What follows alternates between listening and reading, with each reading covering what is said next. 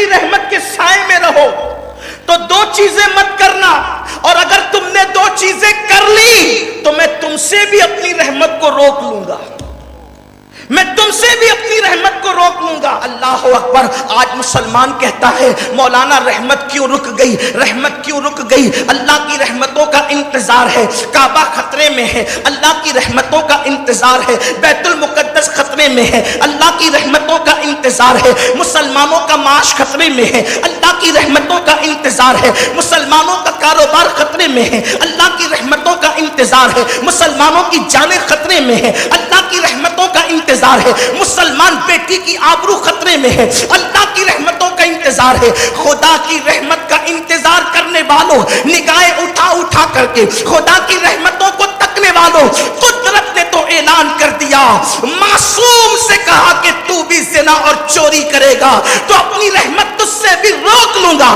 آج بتاؤ کیا مسلمان زنا نہیں کر رہا ہے؟ کیا مسلمان چوری نہیں کر رہا ہے؟ چوری اور زنا مسلمانوں کے اندر کس قدر گھر کر چکی ہے، اب تو مسلمانوں کی مسجدوں سے بھی چوری ہوتی ہے۔ بتاؤ کیا مسلمانوں کی مسجدوں میں کافر آتے چوری کرنے کے لیے؟ بلکہ تمہاری مسجد کے جو ہے وہ چھوٹے چھوٹے مگ ہوتے ہیں اس کو بھی زنجیر سے باندھنا پڑتا ہے تاکہ کوئی چرا کر نہ لے جائے، بلکہ پیاؤ پر جہاں پانی پلایا جاتا ہے وہاں کے گلاس بھی زنجیروں سے باندھنے پڑتے ہیں تاکہ یہاں سے لوگ گلاس چرا کر نہ لے جائے۔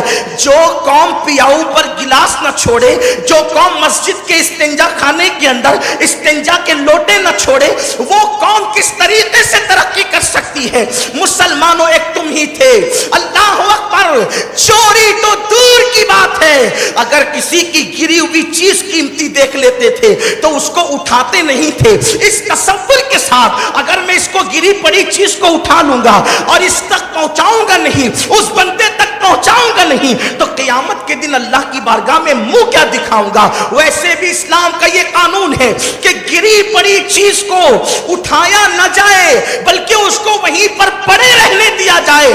وجہ یہ ہے کہ جو چیز وہیں پڑی رہے گی وہ ڈھونڈتے ڈھونڈتے آئے گا تو اس کو اٹھا لے گا۔ یہاں تو حال یہ ہے، ایسی گندی نیت ہو گئی آج کے مسلمانوں کی کہ اللہ اکبر، گری پڑی چیز تو اپنی جگہ ہے، بہت زیادہ مذہبی لوگوں کو بھی دیکھا جاتا ہے کہ ان کی نگاہیں ترچھی ٹیڑھی ہوتی ہے کہ کوئی چیز اٹھا لوں، بلکہ آج کل تو ماں اگر 1 روپے کا سکہ زمین پہ پڑا ہوا دیکھتی ہے تو کان میں بچے سے کہتی اٹھا لے۔ میرے آقا صلی اللہ علیہ وسلم کے غلاموں، یہ 1 روپے کا سکہ قیمتی نہ تھا، لیکن ماں نے 1 روپے کا سکہ اس بچے کو دکھا کر کے کہا اٹھا لے، گویا کہ اپنے بچے کو چور بنانے کا پہلا راستہ دکھا دیا۔ میرے آقا صلی اللہ علیہ وسلم کے دیوانوں، آپ سے پوچھنا چاہتا ہوں ہم کیا تھے اور کیا ہو گئے؟ مجھے